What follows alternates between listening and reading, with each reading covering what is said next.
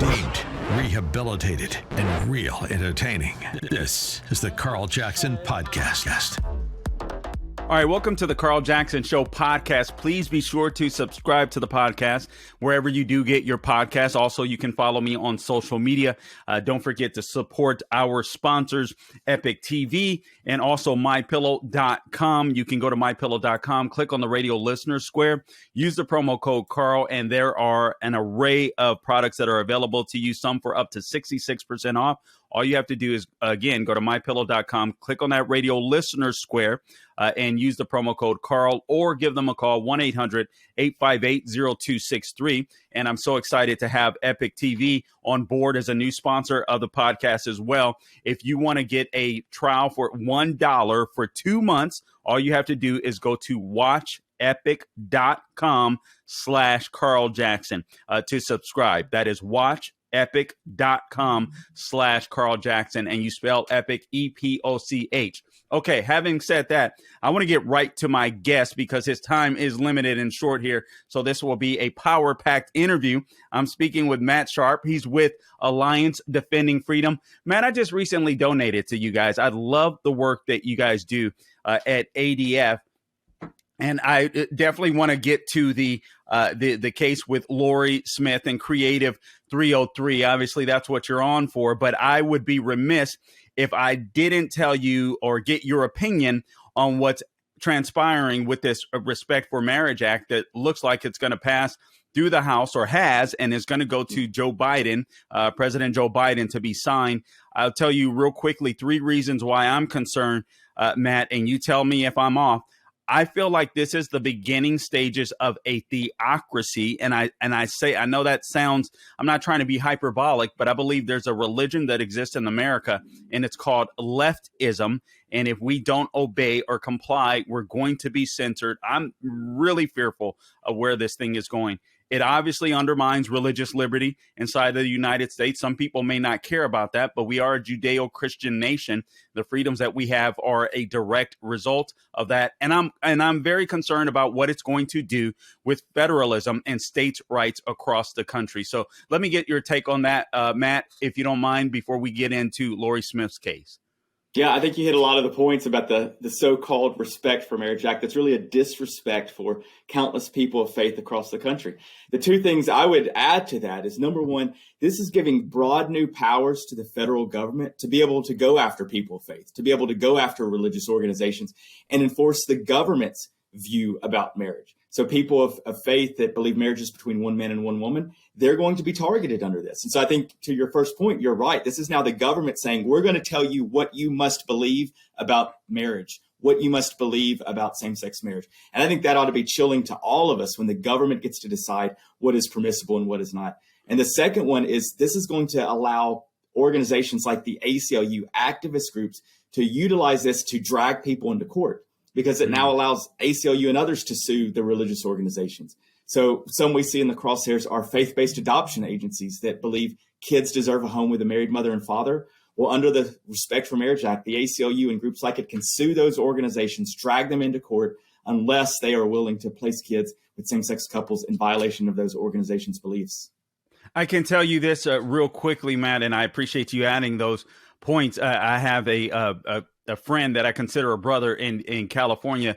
He and his wife they fostered 2 boys that came from a home where there was lots of violence, and both of the parents into drugs, went to prison for very, long periods of time. So they fostered the boys, and then they decided they wanted to adopt the boys. And at the last minute, when they thought they were going to adopt the boys, the caretaker, or whatever that person is called, mediator, whomever it was, said, oh, well, it's not going to happen. There's a gay couple that wants the boys. They literally, despite the fact that they were going into a good Christian home, man and woman that wanted them, for whatever reason, California decided to give those kids at the last minute to a couple of gay gentlemen that the kids hadn't even met before, and take them away from my buddy. It was unbelievable. They were devastated. They were in shock. They didn't believe something like that could occur until it did. Absolutely insane. So anyway, I appreciate your perspective on that. Let's get on to this case with Lorie Smith. Obviously, This is very dangerous. It strikes or it smells of the Jack Phillips case with the Masterpiece Cake Shop. But here again, the federal government, or actually Colorado state government, is not only undermining Lori Smith's First Amendment rights, but they're telling her essentially that she's going to have to custom design cakes that go against her value system. This is insane, Matt. Yeah, absolutely. So just a little bit of background. Lori Smith is the owner of 303 Creative. So she's a graphic designer, website designer in Colorado, works with people from all walks of life, has LGBT clients and others. But like you said, she doesn't want to be forced to create custom websites celebrating same-sex weddings. But Colorado takes a position, just like it did with Jack Phillips. You must create those websites. You must speak a message that disagrees with your beliefs about what marriage is between one man and one woman. And that's why Lori challenged this law. And her case was argued at the Supreme Court earlier this week on Monday, where she is standing for the freedom of all of us. Because if Colorado can tell Lori what she must and must not speak, what she can and cannot create as an artist, what are the limits on that? Who else can they tell? Who else can they dictate what they must speak or believe in Colorado and really anywhere in the country? And force her to give her time to create custom cakes. I mean, that's it is one thing to talk about the attacks or the assault against her First Amendment right or amendment rights, but then to say, no, you know what you're going to do, what the state is going to compel you to do with your time is to essentially work for people you don't want to work for. So it's, for me, it's like a two-pronged attack. It's time and it's the First Amendment. Like, you don't have the right to tell me what to do. And I think where I'm so concerned about cases like this, Matt, is I see Republicans capitulating and acquiescing to this nonsense like we see for the Respect for Marriage Act. And I'm like, good God Almighty, do we have a party that exists in Washington, D.C. that believes in the Constitution at all anymore? Yeah, and you can play out these hypotheticals. So should an LGBT website designer be forced to use their time, like you said, to create a website disparaging same-sex marriage? Or should a Democrat, for example, a speechwriter, be forced to draft a speech for a Republican candidate? Of course not, because you don't want to force them to speak something that they disagree with. You don't want to force them to support causes that they disagree with. But that's exactly what Colorado is trying to force Lori to do. It's telling her, you must use your creative talents, your time, your energy to support messages and causes that violate your deepest convictions. And that is something no government ought to have the power to do, and that no one ought to be supporting Colorado's efforts to require this of Lori or any other artist or any other person in the state. And it seems to me, Matt, that the party that is intolerant, or the people that are intolerant, are the people that are on the left. I mean, it isn't conservative Christians saying, okay, you guys don't have the right to do what you want to do. Like, listen, be free to do whatever you want to do in the United States. I believe in a battlefield or an arena of ideas where, you know, we can all speak freely, and perhaps we persuade others, perhaps they persuade us, or whatever it may be. But it's like, Christians aren't going after leftists in this same way. Are you concerned about how swiftly the First Amendment will cease to exist, period, in the United States if we lose cases like this? Oh, absolutely. Because again, if Colorado prevails on this, what it would mean is that any state, any government, anywhere can come to a person and say, I disagree with your beliefs, and I want to force you to speak something, to create something, to do something that violates those deepest convictions. And so when you have someone like Lori that, again, serves everyone, she doesn't care who is asking her to do something. As Justice Gorsuch said in the argument, it's never about the who, it's always about the what. Lori, as an artist, says, what are you asking me to create? What are you asking me to express? What message are you asking me to promote? And just like none of us would ever want the government coming in and saying, you must support this, you must celebrate this, that is what Lori's seeking. So if Lori loses this case, it would stand for the proposition that any government can come along and tell any of us what we must say and believe. But a win for Lori would truly be a win for all of us. And we're hopeful that the Supreme Court is going to affirm that the First Amendment protects all of our rights. Last couple of questions here, Matt. How confident are you that Lori could win this case? And then when she wins, or if she wins this case, I look at Jack Phillips, where they just come after him time and time and time again. What can be done, or what are you guys doing to make sure that this nonsense stops? And also, how can people support you guys? I want to make sure you get that in. Yeah, I appreciate that. So on the first question, I was very encouraged by the oral arguments on Monday. Several of the justices were very concerned about what Colorado was doing, and that if they prevailed, what would be the limits of the government's ability to force this. So we saw lots of hypotheticals, lots of interesting questions. Some of them got in the news, but all of them kept coming back to what are the limits on what a government can do when it infringes your First Amendment rights on people like Lori, on artists who are speaking, that are creating. So I was encouraged to see questions that kept coming back to that principle again and again and again, that the First Amendment does protect what Lori does, and them just trying to see what are the sort of boundaries of that. Second, we do hope that if Lori wins, that this is going to have benefits for our other clients, like Jack Phillips in Colorado, like Emily Carpenter in New York, where she actually faces up to $100,000 in fines and a year in jail because she doesn't want to be compelled to photograph same-sex weddings. So we're hopeful that a win for Lori could set precedent that could help other artists, other creative professionals across the country that are facing similar threats to their constitutional freedoms. And that's why ADF is going to continue to stand with them and others across the country that simply want to live freely. And so if any of your listeners are interested in supporting us, they can visit our website, adflegal.org, to learn more about our cases.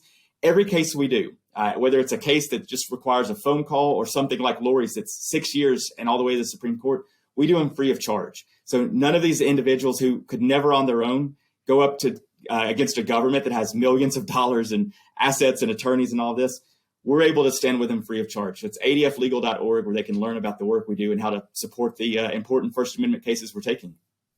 Matt Sharp of Alliance Defending Freedom, I really do appreciate the work that you guys do, and I will be making sure that I make another donation for this particular case. So God bless you guys for all that you do. I really do appreciate you. Thank you so much. Absolutely. All right, we appreciate that interview with Matt Sharp of Alliance Defending Freedom. Please, again, go to adflegal.org to make sure that you support them. And I'm titling this show The Funeral of the First Amendment, or the First Amendment Funeral. And there's several reasons why. There's so many things that are going on, not just the Respect for Marriage Act that we talked about, and the things that I said. Really, I do believe this is the beginning of a theocracy with this Respect for Marriage Act. I don't think a lot of people get it, because I think even people that are patriots that may not be necessarily religious they don't understand the ramifications of this Respect for Marriage Act and exactly what it will do. This is the beginning. I really do believe this. I'm not trying to be hyperbolic, but I do believe that the Respect for Marriage Act is the beginning of the end of the First Amendment. It's the first legislative shot, if you will, that will be codified into law. This is extremely dangerous. You've also got this Merchant of Death case. Also, last night in the latest Twitter feed revealed, or the Twitter Files Part 2, that you had Elon Musk using Barry Weiss for. The executives of Twitter absolutely lied, including Jack Dorsey. They're on record. Jack Dorsey is on record as saying that they did not shadow ban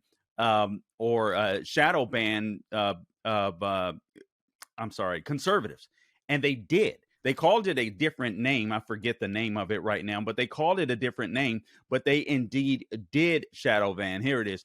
New document undercuts Twitter execs' repeated denials of viewpoint bias shadow banning. So Twitter executives have for years denied that the platform shadow bans shadow bans conservative users, but a recent document dump appears to undermine past public statements from company leaders and has called into question the platform's truthfulness when dealing with users' concerns. So former New York Times journalist Barry Weiss on Thursday posted a series of internal documents from the social media giant. I posted a lot of those on my Twitter page. So if you go to Carl Jackson Show on Twitter, you'll be able to find that thread of information that she dumped. So she posted that series of internal documents from the social media giant on the behalf of new CEO Elon Musk. After the new release, Musk himself confirmed the platform was shadow banning and promised a new tool to help users detect if they were being affected so they could appeal it. It was called, what they called it internally was visibility filtering. So Dan Bongino, nationally syndicated radio talk show host and big time podcaster as well, he was shadow banned. Charlie Kirk, our colleague here, he was shadow banned. And this was from the higher ups. It wasn't just the low tiered, the lower tiered or lower level employees had permission to do some of the shadow banning. But there were times where cases were big enough or, that it would go to Jack Dorsey. It would go to Vahaya Gotti. And as a matter of fact, the Libs of TikTok was one that they were like, hold up on. I guess it was getting too much press. So hold up on. We have to make a decision basically at the top. All right. So they did, in fact, shadow ban. They are a bunch of liars. And they honestly working in cahoots. That was an in-kind donation, in my opinion. The whole New York Post, Hunter Biden laptop story, and what they were due to censoring Republicans and conservatives that were talking about that story, and others that could sway Democrats to come to the Republican Party. It's absolutely insane. So we are watching the end of the First Amendment. Real quickly, I want to talk to you about Brittany Griner. Yesterday, some video appeared of Brittany Griner, the WNBA basketball player who was swapped for Victor Bout. And it appeared as if the video was edited, like she tried to shake hands with Victor Bout and they cut it out. I want you to watch the video. And then I just want to discuss with you who this merchant of death is again. And I did a short yesterday on this, but honestly, it was news that was just breaking. So I want you to know exactly who this guy is. It was a huge mistake. I don't begrudge. I don't hate Brittany Griner. She shouldn't have been swapped for the merchant of death. And I got to be honest with you. Even Paul Whelan, who's not as if I'm not honest with you, even Paul Whelan, who actually served our country, Brittany Griner hates our country. I don't feel like it's a fair swap either way. I want Paul Whelan out. He should have been out first.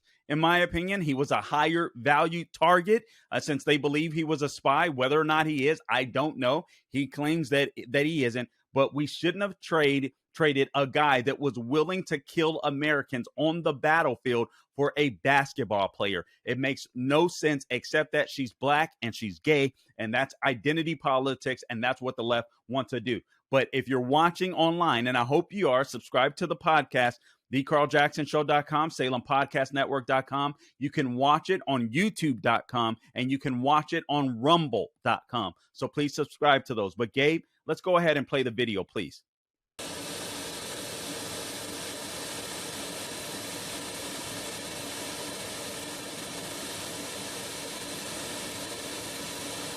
Okay, that's Victor Bout, the merchant of death, shaking hands.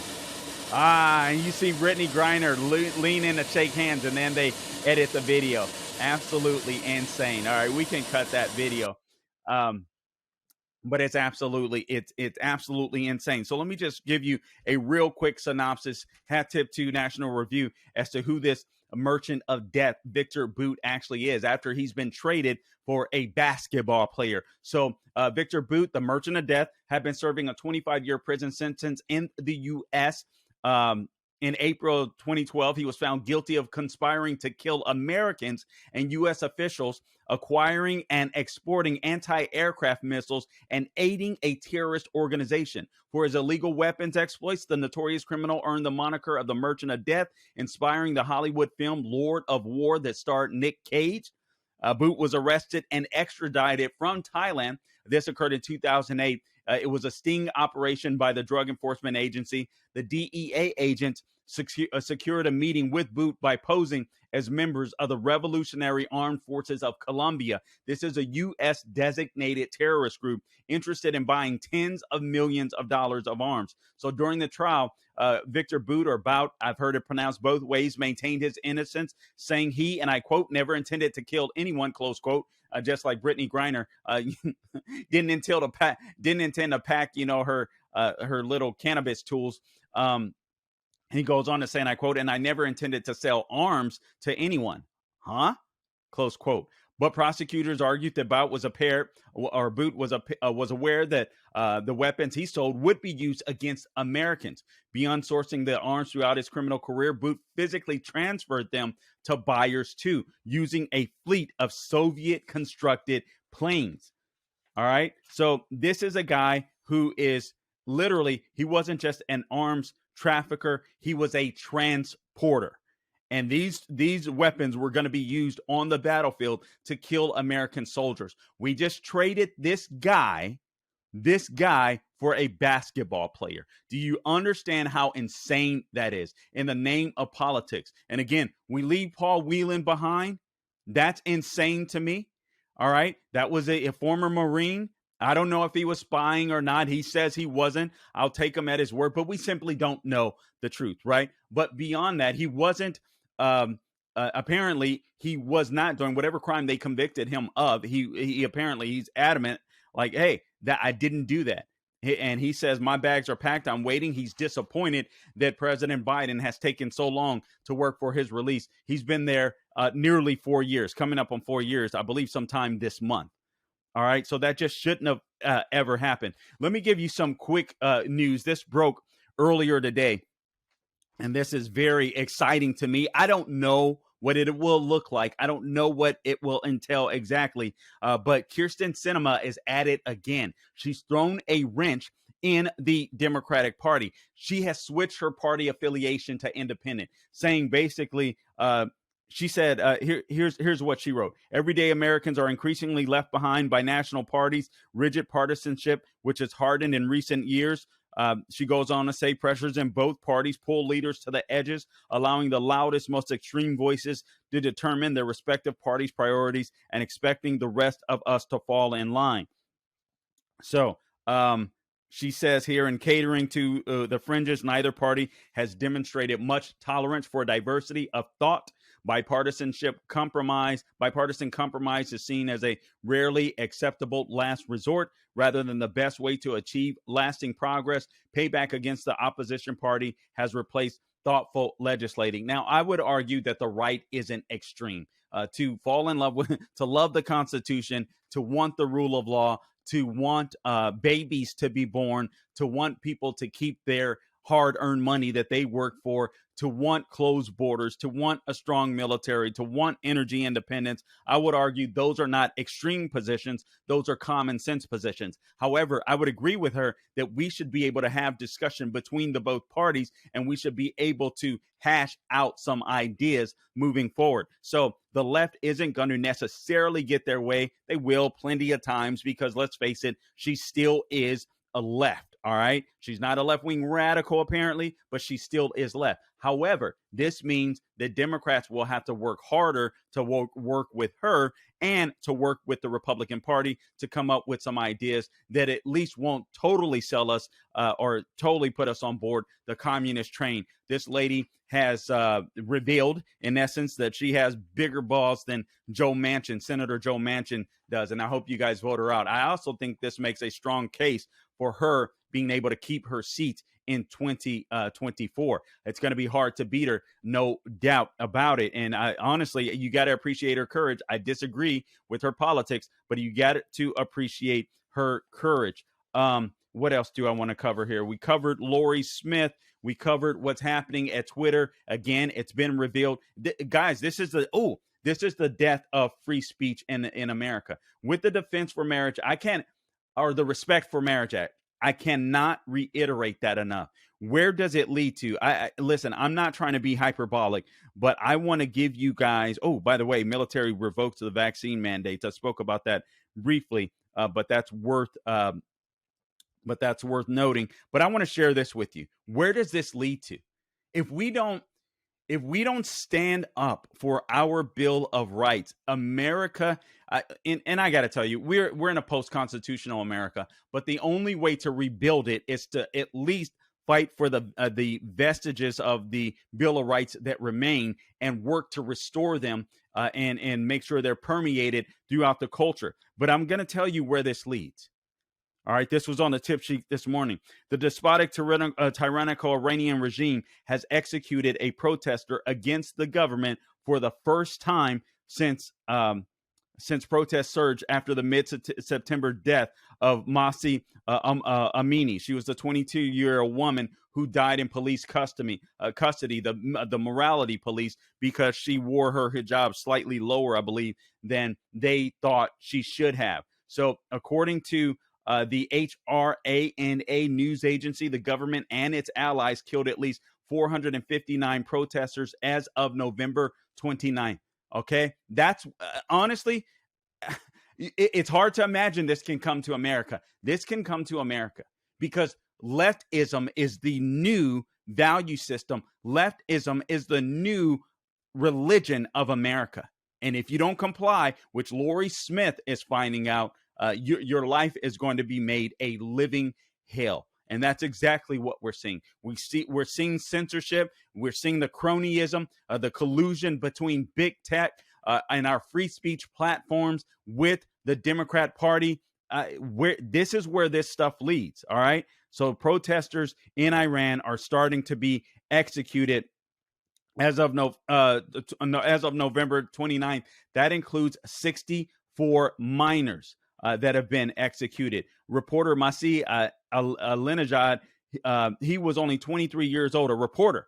So Masih Alinejad, again, 23 years old, this morning, just before sunrise, the Islamist regime in Iran executed Mohsen Shekari. Okay, so the reporter was saying that a guy by the name of Mohsen Shekari was executed. He was a protester that they had arrested in Tehran. Mohsen gave his life for freedom, according to the reporter. He wanted a normal life. One more brave soul killed by this bloody regime. So now 459 protesters that have been killed as a result of not bowing down to the Ayatollahs in Iran. Guys, that's where this stuff is leading. The Respect for Marriage Act is important. This case with Lorie Smith, the Creative 303, and her website design company, that's important. Making sure that these free speech or these big tech platforms are actually accountable to the people is important, even if it means busting them up. This is something that we have to do. This merchant of death, which honestly, this doesn't necessarily apply to free speech, but the fact again remains, look at our foreign policy, look at where we are. We are in a crisis in America. There's no way in hell you trade a basketball player. I don't care if she's black or gay. All right. But you don't trade a basketball player for Victor Bout, the merchant of war. This ensures that there's going to be more death to Americans on the battlefield. It's something that you simply do not do. Kyrsten Sinema switching parties. Hopefully, this will slow down the role of the Democrat Party that are going straight communist. All right, guys, I appreciate you tuning in to this edition of the Carl Jackson Show podcast. Again, please support my sponsors, Mike Lindell of MyPillow. Right now, the My Slippers are back on sale, marked off $90. They're now only $49.98 for a pair. All you have to do is go to mypillow.com, click on that radio listener square, use the promo code Carl, C-A-R-L, or you can give them a call, 1-800-858-0263. Do you miss Larry Elder? Do you enjoy free speech? You hate fake news? You want news that's unbiased? You want news that's truthful? You want journalists that are resilient and brave? Then I encourage you to subscribe to Epic TV. Go to watchepic.com/Carl Jackson. That's watchepic, EPOCH.com/Carl Jackson to subscribe. And if you subscribe within the next 13 days for just $1, you'll get 2 months. All right. So you can go check out Larry Elder and some other big names there. They're doing fantastic work. And until next time, guys, do not grow weary doing good. God bless you.